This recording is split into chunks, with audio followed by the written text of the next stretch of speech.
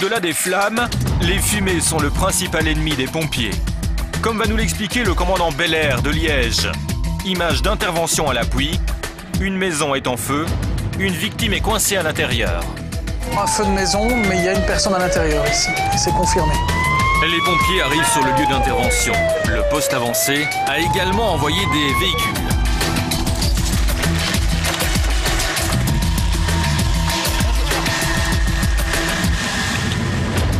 Donc les premiers qui sont arrivés sur place, ce sont les ambulanciers, qui avaient été appelés en premier lieu.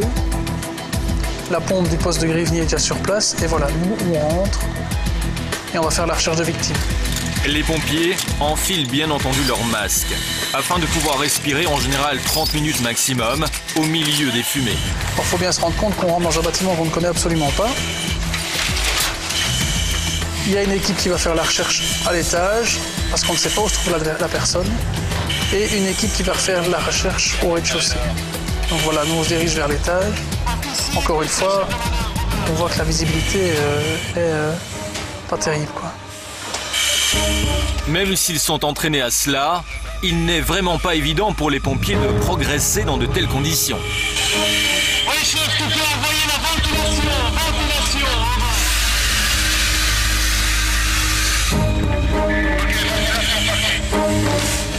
Donc là, c'est un peu plus tard.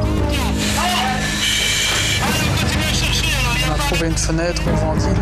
Le temps presse, il faut retrouver la victime au milieu des fumées. C'est vraiment une fouille systématique, donc on s'entraîne à ça en exercice, à garder nos repères tout en arrivant à fouiller toute la pièce. Donc c'est vraiment à tâtons, s'éloigner du mur progressivement et aller fouiller le plus loin possible et essayer d'être systématique pour ne rien laisser au hasard, quoi. Maintenant, ce qu'on essaie de faire le plus rapidement possible aussi, c'est de maîtriser le foyer pour pouvoir ventiler et donc éclaircir l'atmosphère et retrouver rapidement les gens. Malheureusement, les gens qui sont pris dans les fumées, en général, c'est rare de les retrouver indemnes, si les fumées sont aussi denses que celle-là en tout cas. Donc il faut vraiment, le meilleur conseil à donner aux gens, c'est vraiment, s'il y a le feu chez eux, c'est de s'enfermer dans une pièce saine, surtout de ne pas partir à l'aventure dans les couloirs, parce que ça c'est la chose à ne pas faire. Bien rester dans une pièce saine, placer des draps humides aux jointures des portes et signaler leur présence dès que possible, dès qu'on arrive, quoi. C'est la meilleure des choses à faire. Ici, la victime est retrouvée, mais hélas, il n'y avait plus rien à faire. Pour affronter de tels incendies, rien n'est laissé au hasard. Et pour le comprendre, direction la caserne centrale. C'est ici, à Liège, que le matériel est vérifié et entretenu. C'est assez unique ce que vous allez voir ici. Il y a pas mal de gens qui viennent le voir d'ailleurs, parce que c'est vraiment bien pensé et bien géré. Donc vous avez ici la réserve des bouteilles d'air comprimé pour l'incendie. Des bonbonnes différentes selon le type d'intervention, elles permettent de tenir en général une bonne demi-heure au sein d'un local enfumé. On va voir maintenant le laboratoire des masques où on reconditionne tous les appareils respiratoires. Donc tout est systématiquement lavé, désinfecté, testé pour vérifier que tout fonctionne correctement, éventuellement réparé, reconditionné et prêt à partir. Une procédure infaillible et c'est ici qu'atterrissent après chaque intervention les masques qui sont testés en profondeur. Le test, c'est un test général. Ça teste l'arrêt complet, ça veut dire toutes les fuites qui peuvent exister sur l'appareil. On sait tester les couvre-faces également, on sait tester les fuites et tout ça, c'est exactement la même chose. On sait tester les pneumocommandes, pareil, tout ce qui fuite. Et pour répertorier le matériel, les techniciens utilisent des codes barres. Ils permettent de déterminer quand a eu lieu le dernier entretien, par qui et comment. Un entretien indispensable pour affronter d'autres brasiers, surtout fumés. Parce que votre principal ennemi, en fait, plus que le feu, c'est la fumée, en fait. Oui, tout à fait. En incendie, c'est notre principal ennemi. Et donc, il est important d'être bien protégé et de savoir qu'on peut compter sur le matériel. Et ça, c'est leur boulot. Ils font d'ailleurs très bien. Mais quel danger exactement? Le commandant Belair, les détails sur de nouvelles images de progression dans un brasier. Les fumées, c'est le danger principal pour nous parce que les fumées, ce sont des gaz de combustion, mais aussi des gaz combustibles. Et donc, elles sont potentiellement inflammables, voire explosives. Donc, il faut les gérer très correctement. On ne ventile pas un bâtiment n'importe comment, on ne pénètre pas dans une pièce n'importe comment. Il y a des précautions à prendre. Et il y a une gestion des fumées à faire vraiment très draconienne. Et puis il y a tout le reste. On rentre dans des bâtiments où on a une visibilité nulle et qu'on ne connaît absolument pas. Ça, c'est la grande constance dans tous les incendies. Beaucoup de fumée très rapidement noire et opaque, avec finalement très peu de choses qui brûlent. Ça, c'est l'image assez fausse que les gens en ont en général du feu, de par le cinéma, etc. C'est des feux bien éclairés, avec des grandes flammes bien visibles, et on se balade au milieu de ça comme si de rien n'était.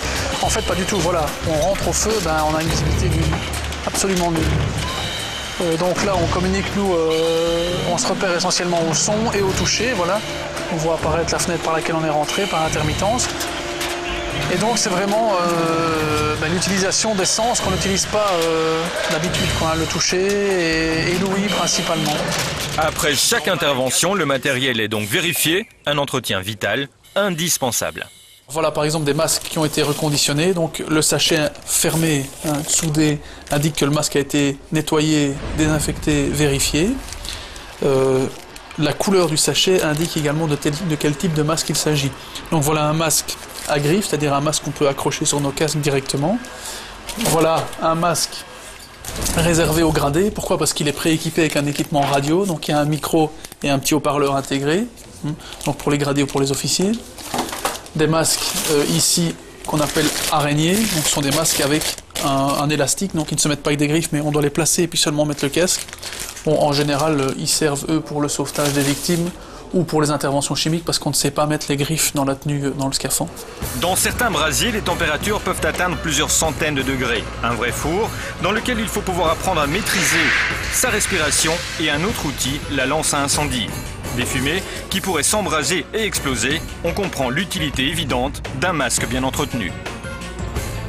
S'il n'est pas nettoyé, il n'est pas réemballé, il n'est pas remis en service. Parce qu'il y a un risque éventuellement, d'abord un risque bactériologique, parce qu'il faut bien se rendre compte qu'en incendie, une fois qu'on a déclipsé les masques, il y a des crasses qui peuvent tomber dedans. Et évidemment, c'est pas très bon pour la santé, tout ce qu'on rencontre en incendie.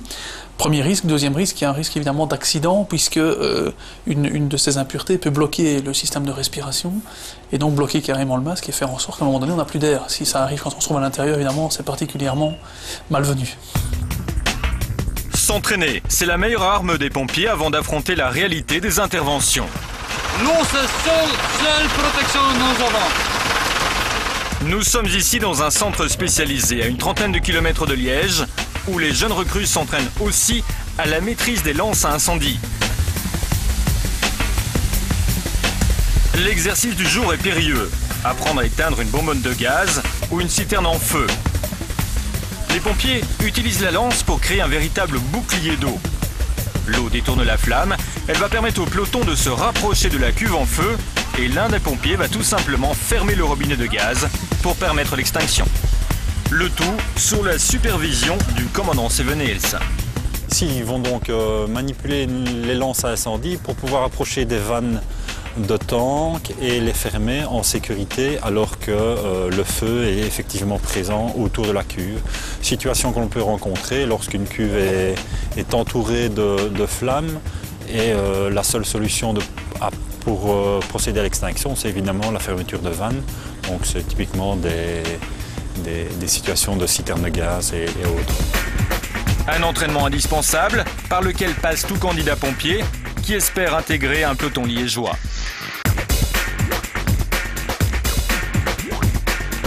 C'est évidemment le principe de cette journée, de cette formation, c'est vraiment le B et A bas du métier de sapeur-pompier. Donc savoir manipuler une lance dans différentes circonstances.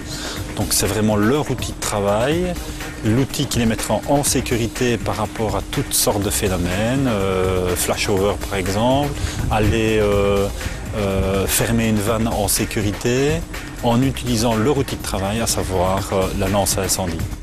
Entretien du matériel, maîtrise de l'outil sont indispensables, insistent les instructeurs, pour affronter ensuite les vrais feux sur lesquels le facteur risque est par définition bien moins calculé.